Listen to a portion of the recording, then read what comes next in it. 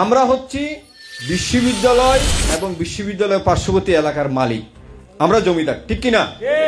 চট্টগ্রাম বিশ্ববিদ্যালয়ে শিক্ষার্থীদের সঙ্গে স্থানীয়দের সংঘর্ষের ঘটনায় বিতর্কিত মন্তব্য করে তীব্র সমালোচনার মুখে পড়েছেন জামাত নেতা ও চবির সেকশন কর্মকর্তা সিরাজুল ইসলাম। বিশ্ববিদ্যালয় পৈতৃক সম্পত্তি ও এখানকার জমিদার, তার এমন বক্তব্যকে কেন্দ্র করে ক্যাম্পাসে বিক্ষোভ করেছে শিক্ষার্থীরা এবং বিশ্ববিদ্যালয় প্রশাসন তাকে কারণ দর্শানোর নোটিশ দিয়েছে। বৃহস্পতিবার সন্ধ্যায় বিশ্ববিদ্যালয়ের পার্শ্ববর্তী জোবরা গ্রামে আয়োজিত এক মত বিনিময় সভায় জামাতে ইসলামীর হাটহাজারী আসনের মনোনয়ন প্রত্যাশী সিরাজুল ইসলাম বলেন, চট্টগ্রাম বিশ্ববিদ্যালয় আমাদের পৈতৃক সম্পত্তির ওপর প্রতিষ্ঠিত।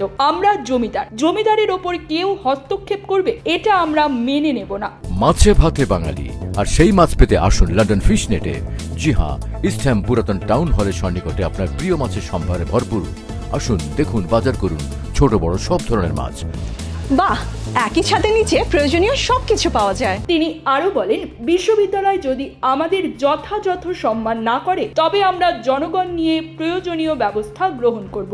বক্তব্যটি সামাজিক যোগাযোগ মাধ্যমে ছড়িয়ে পড়ার পর তার শিক্ষার্থীদের মধ্যে ব্যাপক ক্ষোভের সৃষ্টি করে। শুক্রবার দিবাগত রাত 2টার দিকে শতাধিক শিক্ষার্থী বিশ্ববিদ্যালয়ের গোল চত্বর, এএফ রহমান হল ও শহীদ ফরহাদ হোসেন হলের সামনে জড়ো হয়ে বিক্ষোভ করেন। তারা চবি নিয়ে জমিদারি চলবে না, সন্ত্রাসীদের দালালেরা হুঁশিয়ার, সাবধান ইত্যাদি স্লোগান দেন। এদিকে জামাত নেতার বক্তব্য প্রত্যাখ্যান করে বিবৃতি দিয়েছে চবি শাখায় ইসলামী ছাত্র শিবির।